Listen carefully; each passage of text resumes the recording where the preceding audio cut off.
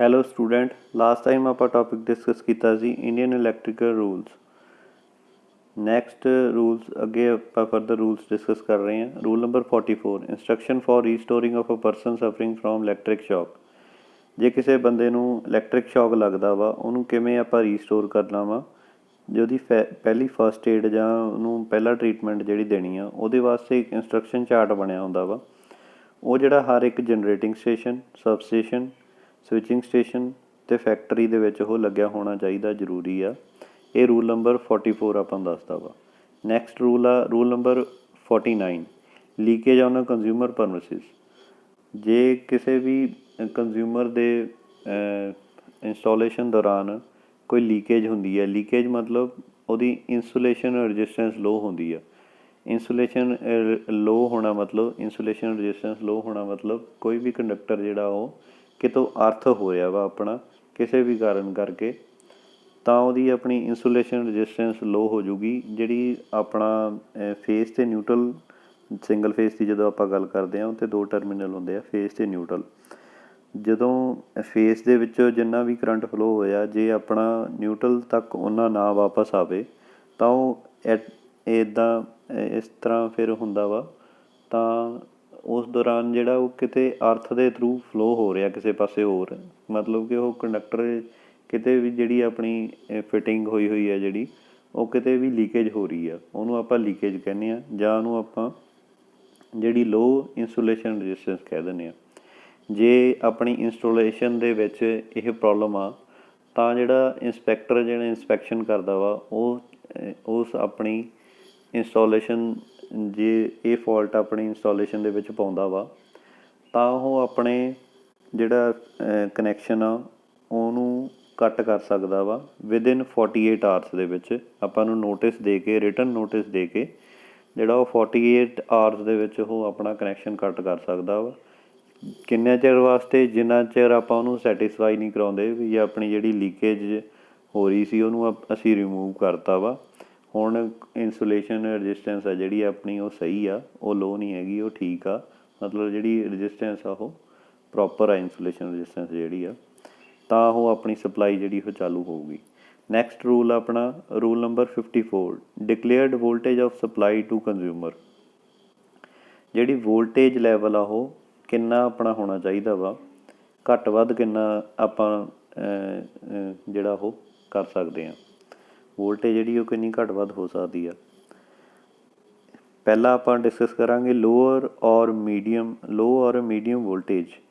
ਲੋ ਔਰ medium voltage ਕਿਹੜੀ ਹੁੰਦੀ ਆ? ਲੋ ਵੋਲਟੇਜ ਹੁੰਦੀ ਆ 0 to 250 ਵੋਲਟ, ਮੀਡੀਅਮ ਵੋਲਟੇਜ ਹੁੰਦੀ ਆ 250 to 650 ਵੋਲਟ। ਉਹਦੇ ਵਿੱਚ ਆਪਣੀ 6% ਘੱਟ ਵੱਧ ਸਕਦੀ ਆ, ਆਪਣੀ ਮੋਰ ਹੋ ਸਕਦੀ ਆ। ਨੈਕਸਟ ਸੈਕਿੰਡ ਪੁਆਇੰਟ ਹੈਗਾ ਹਾਈ ਵੋਲਟੇਜ। ਹਾਈ ਵੋਲਟੇਜ ਕਿੰਨੀ ਹੁੰਦੀ ਆ? ਅਬਵ 650 ਵੋਲਟ ਟੂ 33 kV ਤੱਕ ਉਹ ਜਿਹੜੀ ਆਪਣੀ ਹਾਈ ਵੋਲਟੇਜ ਹੁੰਦੀ ਆ। ਉਹਦੇ 'ਚ ਆਪਾਂ 6% ਜਿਹੜੀ ਹਾਇਰ ਸਾਈਡ 'ਤੇ ਕਰ ਸਕਦੇ ਹਾਂ ਅਤੇ 9% ਮੋਰ ਦੈਨ 9% ਜਿਹੜੀ ਉਹ ਲੋਅਰ ਸਾਈਡ 'ਤੇ ਕਰ ਸਕਦੇ ਹਾਂ। ਥਰਡ ਪੁਆਇੰਟ ਹੈਗਾ ਆਪਣਾ extra high voltage. Extra high voltage ਕਿਹੜੀ ਹੁੰਦੀ ਆ?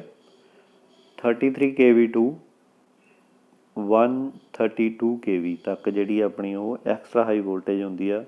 ਉਹਦੇ 'ਚ ਆਪਾਂ ਮੋਰ ਦੈਨ 10% ਲੈ ਸਕਦੇ ਹਾਂ ਔਨ ਹਾਇਰ ਸਾਈਡ ਅਤੇ ਮੋਰ ਦੈਨ 12.5% ਲੈ ਸਕਦੇ ਆਪਾਂ ਲੋਅਰ ਸਾਈਡ ਦੇ ਉੱਤੇ। Next rule number 55, declared frequency of supply to consumer. ਜਿਹੜੀ ਆਪਣੀ ਅਲਟਰਨੇਟਿੰਗ ਸਪਲਾਈ ਦੀ ਜਿਹੜੀ ਫ੍ਰੀਕੁਐਂਸੀ ਹੁੰਦੀ ਆ ਉਹ ਜਿਹੜੀ ਆਪਣੀ ਕਿੰਨੀ ਆਪਾਂ ਘੱਟ ਵੱਧ ਲੈ ਸਕਦੇ ਹਾਂ? ਉਹ ਲੈ ਸਕਦੇ ਹਾਂ ਆਪਾਂ 3% ਘੱਟ ਵੱਧ ਲੈ ਸਕਦੇ ਹਾਂ। ਮਤਲਬ ਕਿ ਇੰਡੀਅਨ ਸਪਲਾਈ ਫ੍ਰੀਕੁਐਂਸੀ ਜਿਹੜੀ ਆਪਣੀ 50 ਹਰਟਜ਼ ਆ, ਉਹਦੇ ਵਿੱਚ ਆਪਾਂ ਵੇਰੀ ਕਰ ਸਕਦੇ ਹਾਂ ਇਹਨੂੰ 48.5 ਟੂ 51.5 ਹਰਟਜ਼ ਦੇ ਵਿੱਚ ਆਪਣੀ ਟੋਲਰੈਂਸ ਲਿਮਿਟ ਆ। ਇਹਦੇ ਵਿੱਚ ਇਹ ਵੇਰੀ ਹੋ ਸਕਦੀ ਹੈ, ਇਦੋਂ ਘੱਟ ਵੱਧ ਨਹੀਂ ਹੋਣੀ ਚਾਹੀਦੀ। ਨੈਕਸਟ ਰੂਲ ਆਪਣਾ ਰੂਲ ਨੰਬਰ 61, ਕਨੈਕਸ਼ਨ ਆਫ ਅਰਥ। ਕਨੈਕਸ਼ਨ ਆਫ ਅਰਥ ਆ ਜਿਹੜਾ ਇਹ ਰੂਲ ਨੰਬਰ 61 ਦੇ ਵਿੱਚ ਆਉਂਦਾ ਵਾ।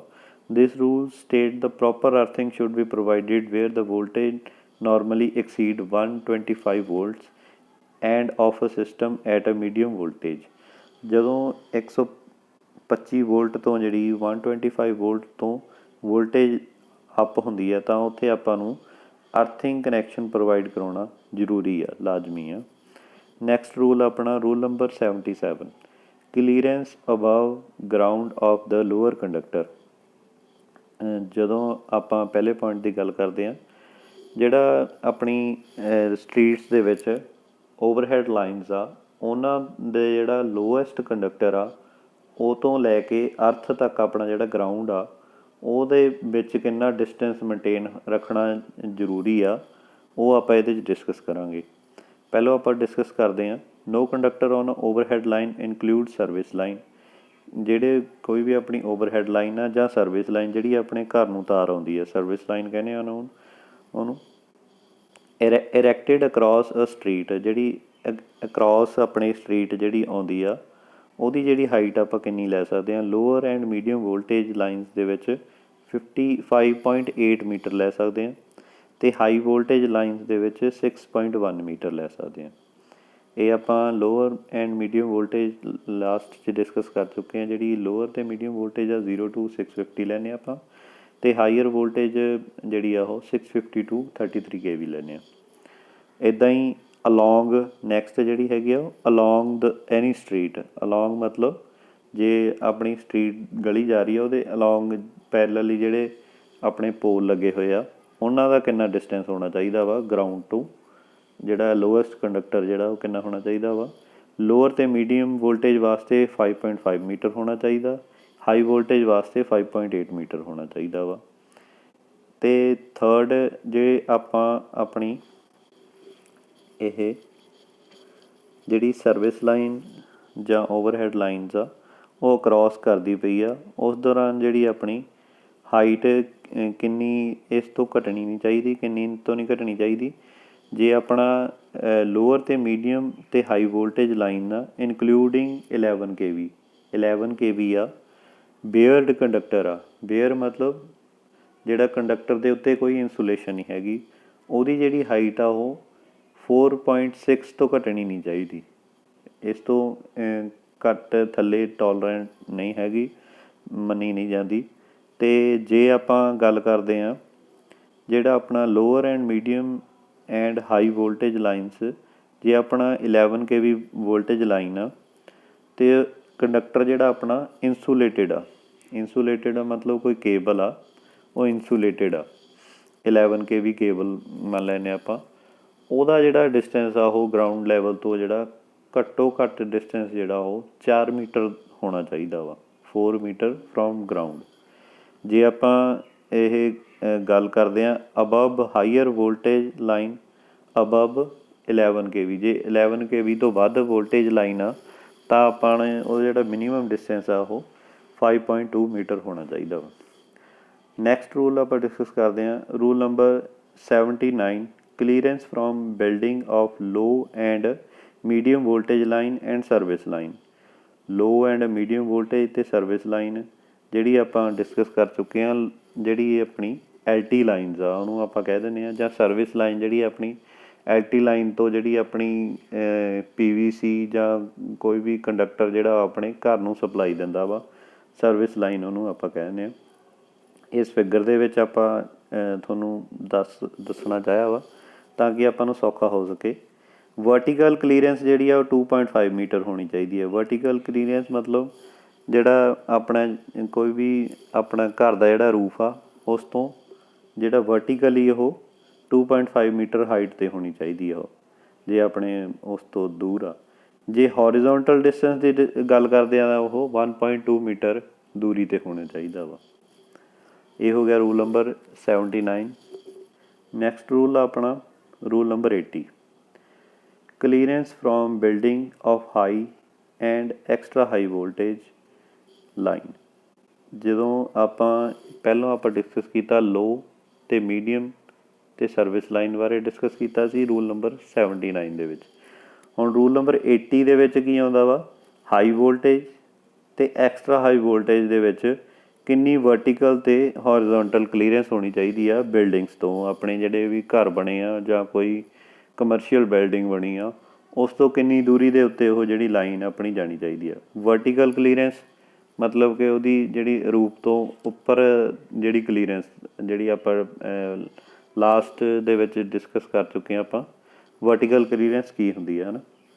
ਉਸ ਦੇ ਵਿੱਚ ਜੇ ਹਾਈ ਵੋਲਟੇਜ ਲਾਈਨ ਜਿਹੜੀ ਹੈ ਇਨਕਲੂਡ 33 kV ਆ, ਉਹ ਡਿਸਟੈਂਸ ਹੋਣਾ ਚਾਹੀਦਾ ਵਾ 3.7 ਮੀਟਰ। ਜਿਹੜੀ ਵਰਟੀਕਲ ਕਲੀਅਰੈਂਸ ਆ ਉਹ 3.7 ਮੀਟਰ ਹੋਣੀ ਚਾਹੀਦੀ ਆ। ਜੇ ਆਪਾਂ ਐਕਸਟਰਾ ਹਾਈ ਵੋਲਟੇਜ ਲਾਈਨਸ ਦੀ ਗੱਲ ਕਰਦੇ ਹਾਂ, ਉਹਦੇ 'ਚ 3.7 ਪਲੱਸ 0.3 ਮੀਟਰ ਜਿੰਨੇ ਵੀ ਆਪਣੇ 33 kV ਐਡ ਅਪ ਹੁੰਦੇ ਜਾਊਗੀ। 3.7 ਮੀਟਰ ਤਾਂ ਹੈਗੀ ਆ, ਪਲੱਸ 0.3 ਮੀਟਰ ਜਿਹੜੀ ਉਹ ਐਡ ਅਪ ਹੁੰਦੀ ਜਾਊਗੀ ਹਰੇਕ 33 kV ਜਦੋਂ 33 kV ਐਡ ਅਪ ਹੋਊਗਾ। ਠੀਕ ਆ ਜੀ।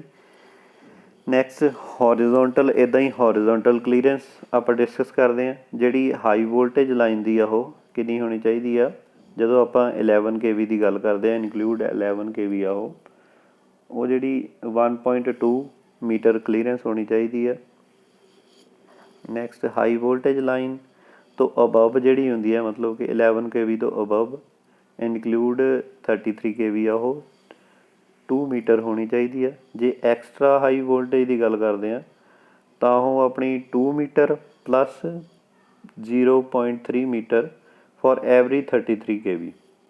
ਜਿੰਨੇ ਵੀ ਆਪਣੀ 33 kV ਹੋ ਗਈ, ਜੇ ਆਪਣੀ 66 kV ਹੋ ਗਈ ਤਾਂ 2.03 ਮੀਟਰ ਜਿਹੜੀ ਉਹ ਹੋ ਜੂਗੀ 66 kV ਦੀ। ਫਰਦਰ ਅੱਗੇ 0.3 ਮੀਟਰ ਐਡ ਅਪ ਹੁੰਦੀ ਜਾਊਗੀ ਜਿੰਨੀ ਆਪਣੀ ਵੋਲਟੇਜ ਲੈਵਲ ਵੱਧਦਾ ਜਾਊਗਾ।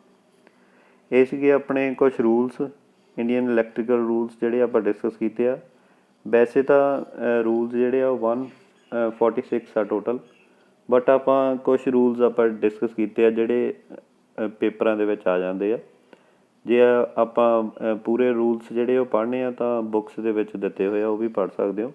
ਪਰ ਇੰਪੋਰਟੈਂਟ ਰੂਲਸ ਇਹੀ ਹੈ, ਇਹਨਾਂ 'ਚੋਂ ਹੀ ਆਉਂਦਾ ਵਾ ਪੇਪਰ, ਇਸ ਕਰਕੇ ਆਪਾਂ ਇਹ ਰੂਲਸ ਡਿਸਕਸ ਕੀਤੇ ਆ। Thank you. ਨੈਕਸਟ ਟਾਈਮ ਫਿਰ ਨੈਕਸਟ ਟੋਪਿਕ ਲੈ ਕੇ ਆਵਾਂਗੇ। Thank you very much.